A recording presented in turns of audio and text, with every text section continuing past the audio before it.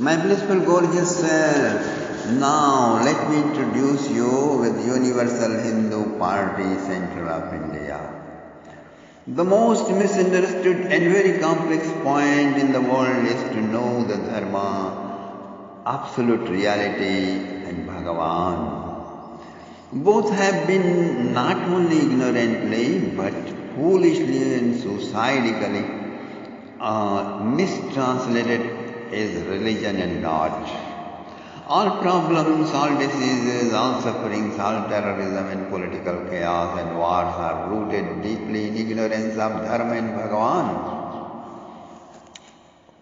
In fact, if you know Dharma, you know Bhagavan. Okay? You know absolute reality. And if you know the Bhagavan, you automatically know Dharma, which alone single-handedly can bring fulfillment to your life rich with peace, harmony and happiness. Cosmic Hindu Party clarifies it out. Please listen. From early 1800s to mid-1900s, when European scholars were translating Hindu scriptures in their own languages, they had a hard time with the words such as Dharma, Brahma, Varna and Bhagavan and many more. In order to state Dharma, they used many words such as absolute righteousness or cosmic law or holy tradition or ultimate moral codes of conduct and many more. After 1947, when India rose as an independent country, Netaji Subhash Chandra Bose had been already Prime Minister of India, supported by 10 different countries all over the world. Even in election in 1947, when Sardar Vallabhbhai Patel was elected as Prime Minister of India by majority of votes, it was perfect. But because of double-faced Gandhi's serious dishonesty, Nehru, a crypto-Muslim, was made Prime Minister of India, whom nobody voted. Many scholars say Gandhi and Nehru were agents of the British. Soon after Gandhi was assassinated for his crime, and by 1950, Sardar Vallabhbhai Patel died. Muslim Nehru, concealing his Muslim identity, announcing himself Kashmiri Hindu Pandit, became busy to strengthen his anti-India roots in India to Islamize it as first jihadi terrorist. Then he made many laws to divide Hindus, such as Hindu Code Bill and many others. Then he concocted India not a Hindu country, secular country. First, he threatened chief ministers of many states to not let Muslims go to Pakistan, which was recently separated from India, built on two-nation theory as Pakistan for mullahs and India for the Hindus. Secondly, he appointed only uneducated Orthodox Muslims as education ministers. This continued one after another 5 times, all the way 15-16 years. Thirdly, he gave communists, the dire enemies of Hindus, a responsibility to write Indian history and other books of different subjects to be taught in schools, colleges and universities. It also included translating ancient scriptures of Vedic India. So he went on destroying India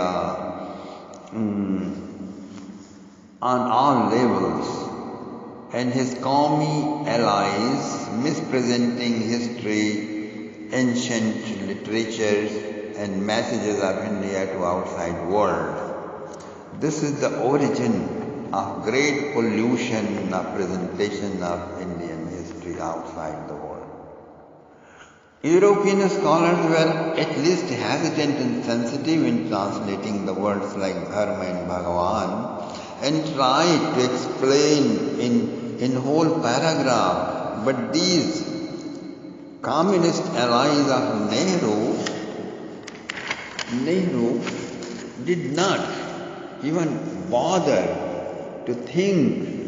They translated it as religion in all Indian and foreign languages. Same was absolute truth or Bhagavan was translated as God or Allah or Jehovah. Same stupidity they did with Varna. They blindly translated it as caste system, whereas it means division of labor in 4 skillful groups. And Nehru blindly gave this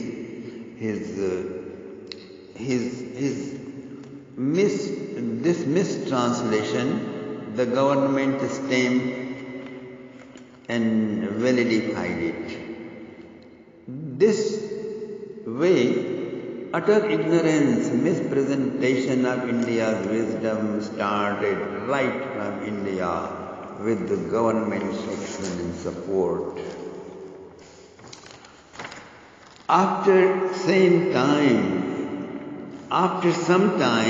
Bollywood movie company became filled with Muslim script writers of stories and actors and actresses with Hindu names and inserted hatred, exploitation and inhuman treatments from upper varnas, upper caste to lower caste, lower job groups in their movies, along with free sexual glamours and songs and crime scenes.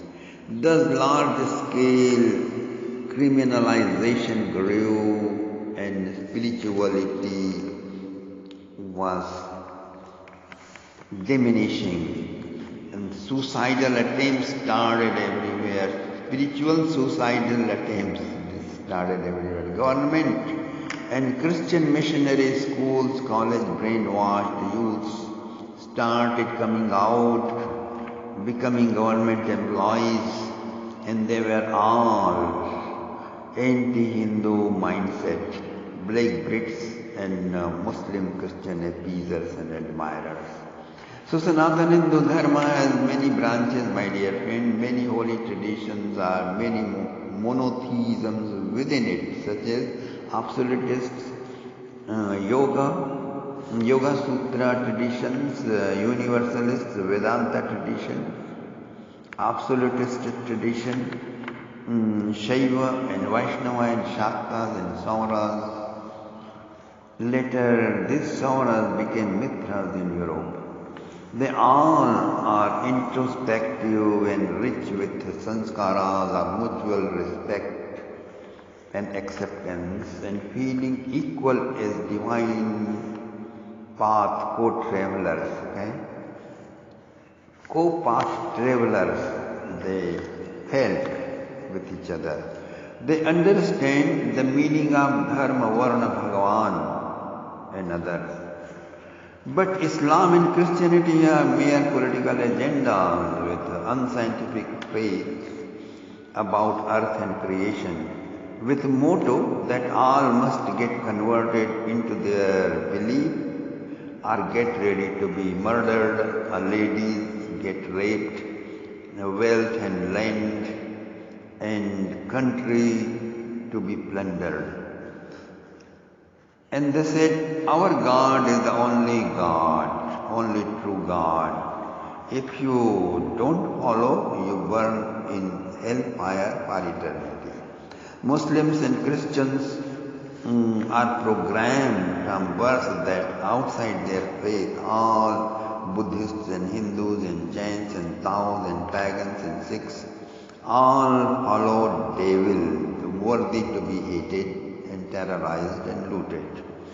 They are mostly beef, meat eaters, drug, wine drinkers, and have sex with sisters and daughters and those blood relatives having sex with whom is in Hinduism there is punishable with death penalty. But they frequently practice it, which also infects with incurable diseases Each family becomes like brothel that way, doing halalas over and over and over.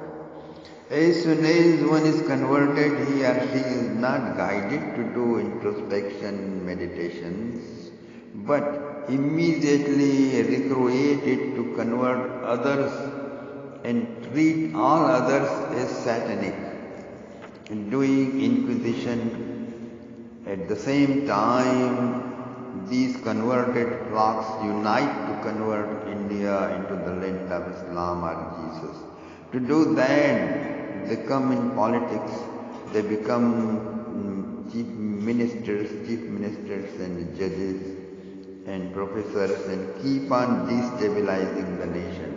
So communism is involved in similar treason works intellectually and survives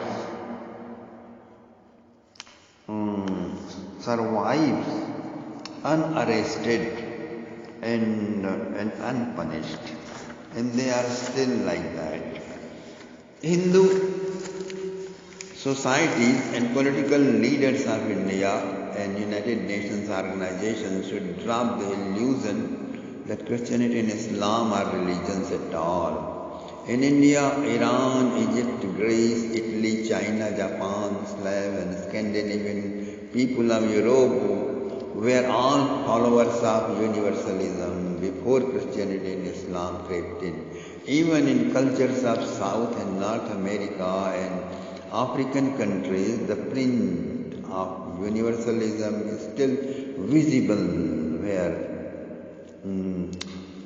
where they are not converted into these two creeds, Muslims or Christians. Even in ancient Arab, Ethiopian tribes, this print is still visible, my dear friend, prints of universalism. So monotheism was born as a Christian nation in 5th century AD and as Muslim nation in 7th century. With the advent of monotheism, the spread of faith, Christianity and Islam by use of not only armed force and economic power, but also plunder, rape, abduction, humiliation and inquisition, like torture of innocent humans being tortured by these. It began, so they started converting with these traits. First, they immediately destroyed the religious places of other faiths. They broke and defiled the sacred images of their gods, burned their sacred scriptures, killed their priests and saints and humiliated them, and made untiring effort to destroy other cultures and other roots and branches. Secondly, they converted and still doing the same to the followers of other faiths at the point of sword or gun, or tempting them with money, privileges, or humiliating them in heinous ways. Third, Muslim Christians slaughtered in cold blood once someone is by hook or crook defeated, enslaved and sold their families. They sold their families in far-off lands and plundered their properties. Those who survived were made second-class citizens, burdened with many disabilities and trodden underfoot in various ways by the monotheists in power. Mullahs and missionaries and their apologists attribute their innate barbarianism to this or that conqueror or victor. We never did it, they say. All inquisitions and similar disgrace to humanity was committed by invisible unknowns and not them. Inquisition doers protest, and the inquisition doers are Protestants and not us, they say. But history stands witness. Even they quote a few Hindu sounding sentences from Quran and Bible and Sarvadharma Sambhav hollering apologists, supporting secular Hindus, tirelessly defending Mullah Firangis, is a matter of investigation, my dear friends. So history proclaims through the chronicles of knights who were royal assembly members in the assembly of Mughals. Whenever the monotheist monarchies did such monstrous acts on innocent flocks, these knights devoid of clerics and historians, humanistic feelings, praised this violent king for each of his monstrosity. They honored him by title of Gaji and quite clearly stated such demonicism is sanctioned by their religion and quote some passages from Quran, Bible in their support. Although the universalism of the world over have been brutally destroyed by Christianity and Islam, still surviving literature from Iran and South Korea and Japan and India contains exposition of universalism, my dear friends.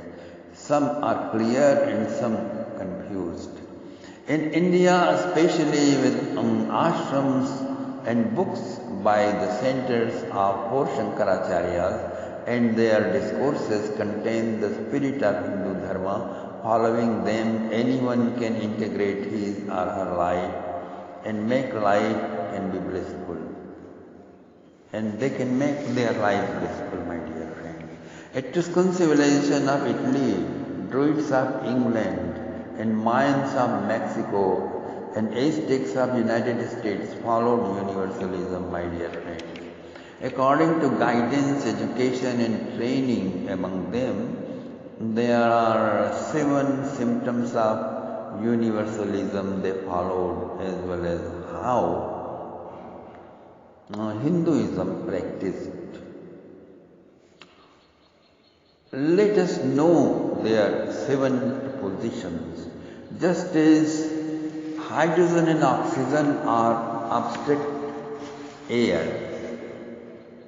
when combined, H2O become liquid water, and water freezes, assumes the form of ice of many kinds, many sizes, many colors and shapes, if you want to color it. The same was absolute truth. Absolute truth is Nirgun Nirakar. It can only be experienced in deep recesses of one's being through Jnana Yoga. The same absolute reality appears as effulgent light through yoga purified vision. The same absolute reality as ice assumes the form of Sagun Sakara Bhagavan through Bhakti Yoga. When your causeless unconditional love grows to certain height, Bhagavan, although has antimaterial transcendental form, still becomes object of your sight, object of your hearing. You hear his words and speak to him also as you speak to your friends, your any family member. The nature of Bhagavan is matchless in opulence, beauty, power, dharma abiding, spotless fame, wisdom and uninvolvement. And he is highly merciful and love to do top quality of justice to all. Bhagavan also appears in bewitchingly beautiful or dreadfully ferocious lady forms according to timely need. History of humanity in 18 Puranas or galactic chronicles record how many times Bhagavan has appeared in the past in main form or how many times in the